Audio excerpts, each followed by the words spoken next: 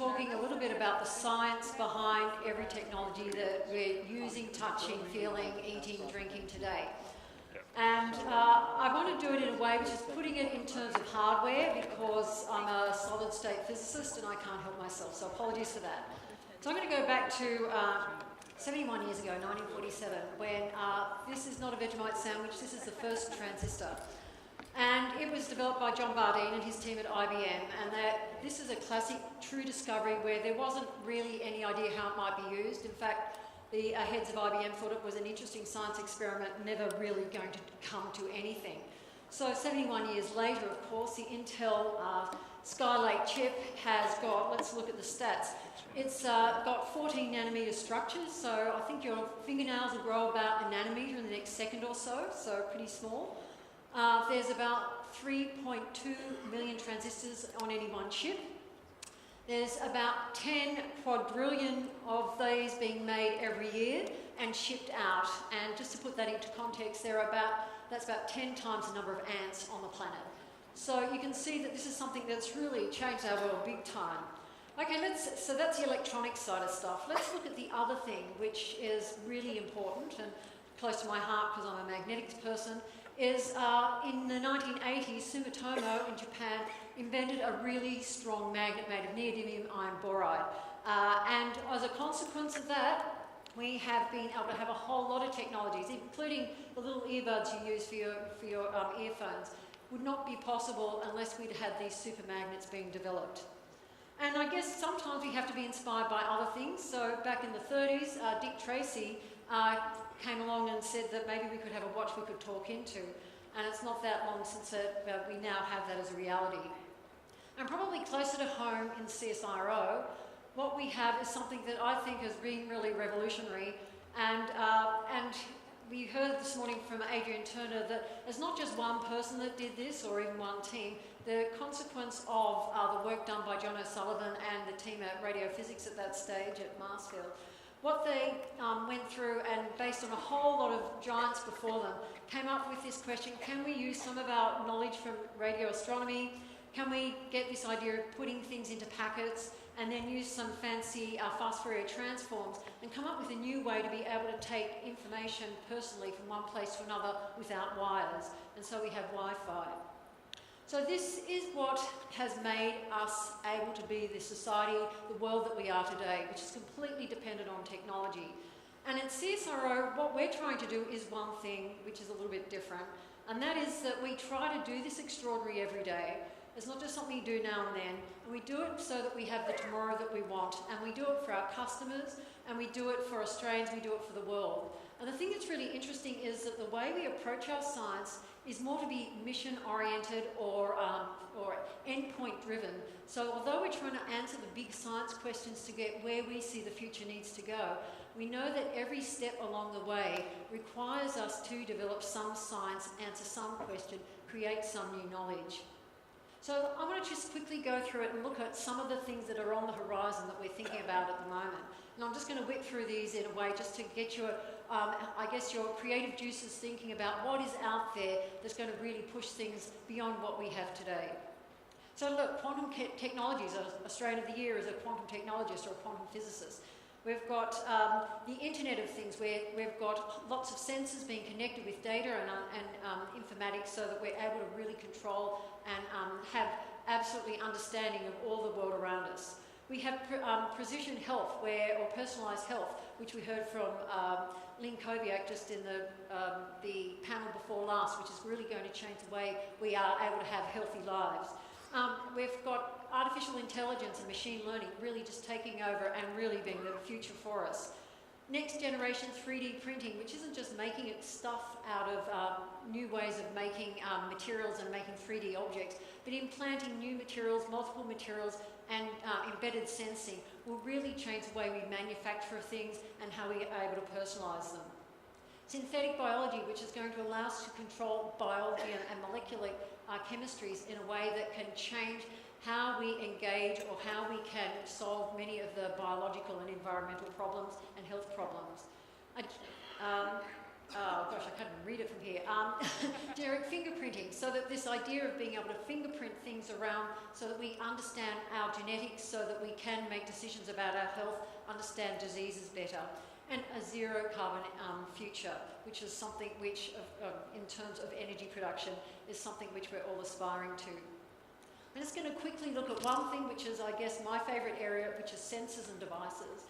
And although I'm not going to go into detail, if you think about what a sensor does, it takes any one of those things around there, whether it's a flow, whether it's a magnetic field, or whether it's an acoustic sound or something, and turns that into some voltage and or some transduction that allows us to turn it into information, and it goes from there. What is going to be really revolutionising those is the introduction of getting down to that quantum level, so that we're able to get better precision, getting rid of noise, being able to get to the quantum limit that allows us to even be able to sense further, see to the edges of the universe, to be able to understand how things happen in our brains, our hearts, or even be able to detect what happens from satellites onto the ocean floors. So that's sensing, but also things are changing with computers as well. So if we look at the things that are about to happen this year with the Exascale Computer, this is something which has got, you can see there that zillion number or quadrillion number of operations per second, means that we can have 1,000 times greater computing power. We are able to do things which are the equivalent of millions of laptops in one computer. But it has a downside, and that is it has 100 megawatts of power that's needed to do that. So I say most power stations are about 300 megawatts, so we need to use about a third of a power station just to run our computer. So can we actually make a future computer processor that actually doesn't need as much energy? And so these are the sorts of things that are happening right now. Can we have graphene as a new material that can be used for devices that have low energy? Superconducting devices which allow us to also have zero energy use or very low energy use, or the whole concept of quantum computing, which is there for the taking. These are some of the things that are going to really change, and change quickly, the technologies that we use today for reasons where we have, in this case, wanting to have low energy computing, fast computing, more powerful computing. There's a downside though, and that is that for every bright idea, it takes somewhere between 20 to 30 years before we actually get a product. And this is something which at CSIRO we want to try and turn around. So can we do something where we can accelerate our science? And to try and do that, we've set up these things called future science platforms. There's a number of them there which I've listed. I'm not going to go into a lot of details of them. In fact, I won't at all, but I'll just pick one and go into a bit more information on that. I do just want to point to the idea of this, and that is where we're using multidisciplinary groups coming together to solve a problem. So it's mission-oriented, it's, I guess, designed so that we're able to say this is where we want to go to, but these are the science questions we need to answer, where we bring together the interface of computing, of sensing, of materials, of AI and machine learning in order to really push the boundaries and do things differently. So can we answer questions like have better farming by introducing a better way of understanding the information that's got to translate that into how to farm better? Can we look deep into the earth to make sure we've got the most of our resources? Or we heard about precision health. Can we actually understand how our bodies work and be able to translate that into having the sorts of things we need to look after ourselves well? We've also just, by the way, about to announce some more future science platforms once we've decided which ones they are. I'm going to pick on one though, and that is the active integrated matter. And the reason I'm picking on that one is it's quite ubiquitous in how it's thinking and approaching things. Here we're looking at materials, robotics, processing, machine learning, sensors all coming together to be able to solve some big problems. So for example, can we have an enlightened industry where at farming level we're able to have a drone or something be able to go through and detect what the needs are in a farm, be able to identify what sort of fertiliser or weed killer is needed, be able to make it on site, so we revolutionise the way we make chemicals for farming, and then be able to deliver that in a way which is safe and more efficient. And so it goes on with, can we do this with also looking at the way we create energy, looking at, say, monitoring of methane and being able to say, how can we manage that so it reduces its release in a way that helps to improve our climate impacting gases? Can we actually look at ways in which the Great Barrier Reef can be impacted, which is something about the size of New Zealand? How can we actually go through and do all the sensing we need? How can we go through and identify what is needed to be able to repair it? And how can we do that at the sort of scale that is needed? And can we, for example, have, again, we've got precision health there, looking at the food we eat. How can we make sure it's done in a way that connects with our genetics, be able to make good decisions? And finally, can we create a factory to the shop where instead of having factories of the normal sort we have, can we actually have the future factories which are, instead of yesterday where we were using internet and e-commerce, can we have the dark factories of today focus to a point or move to a point where we actually don't have factories at all? They've got without walls, they're things which are much more distributed. So this is sort of the future science platforms, and we're doing the sorts of science which is mission oriented. But how do we get that from the lab to you? So there's one way which I guess is structuring how the different stages are for research. And this is sort of a very simplistic way of looking at it. And this technology ready level, which is looking at from when you come with an idea, which is 0, up to a product, which is 9, you could segment it into 3 areas. The discovery area, up to where we are able to show a prototype, is really something which Australia's got a great track record of. Our universities do it brilliantly, our future science platforms are doing that, and CSIRO's got some involvement in it. What we find is that when we transition to trying to move this into demonstration and trialling where we're able to show long-term application, this is often called the valley of death, or it should be valleys of death, because you get over one valley and then find another. And that is something where CSIRO is at its best. It's where you need to be able to have long-term focused research and development. You also need to be able to scale and take things to the next level. And you need to do this always in partnership.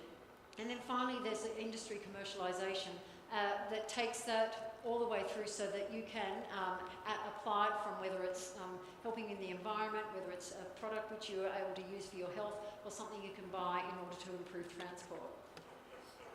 A way of doing this also is looking at how can we connect better so that we're able to fill that gap.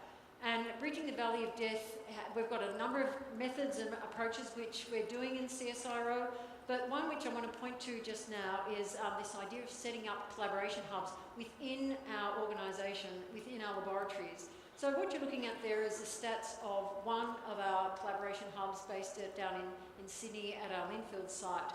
And we've got a whole lot of hardware companies coming onto the site, setting up shop and doing the development, not cornered in one part of the building, but actually distributed around, so there's this interaction on a day-to-day basis.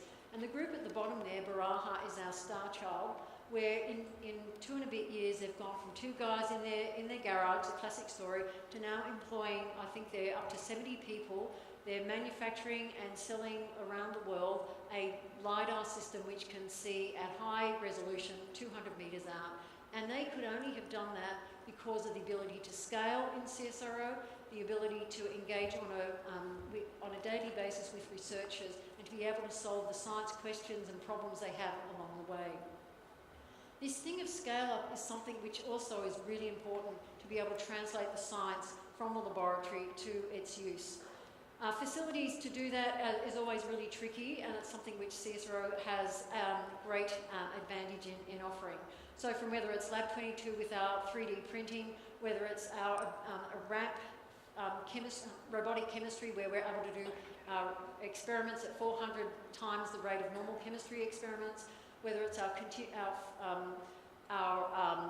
carbon fibre lines to be able to create scaled up carbon fibre manufacture, with flow chemistry, whether it's battery huts, or whether it's our solar cell printable electronics production lines. These are just some of the examples of how we've been able to take laboratory things all the way through to that scale up to help bridge that valley of death. So at CSIRO, our approach is, I'm going to quickly go through just the sort of approach which I think we are trying to do and which is how we operate. And the first one is that you can't do anything without trust. Trust in each other, trust in the integrity of the work we do. The next thing we have to do is have cooperation rather than competition. We have to take what I call the T of a scientist who has got deep knowledge and can transfer it across. We're now looking to add an extra arm on that, and that is have that digital arm, so it becomes a pi. We have to make sure we have the right facilities. We have to have world-class facilities. We have to do great science, but we also have to do the right science. We also have to make sure that our work has huge impact, so that all those taxpayer dollars actually make a difference. But also we need to be interdisciplinary, because that's where all the solutions are in the future. We have to be clear and flexible in the career options that are there for our researchers. And we need to have seamless collaboration. And most of all, we have to have some fun. So at CSIRO, we do have discoveries, but we have to add that in with our partnerships. We also do that in order to have our research translate and hopefully get to the point where there's lots of CSIRO inside. 90% of scientists that ever lived are living now. It's just phenomenal to think about that. So that means that never before have we had so many people whose sole aim is to work on things that are going to understand how the world works. So that means it's completely difficult and impossible to wrap our minds around that. And the pace of innovation and the pace of change is something that we have to adopt and we have to embrace.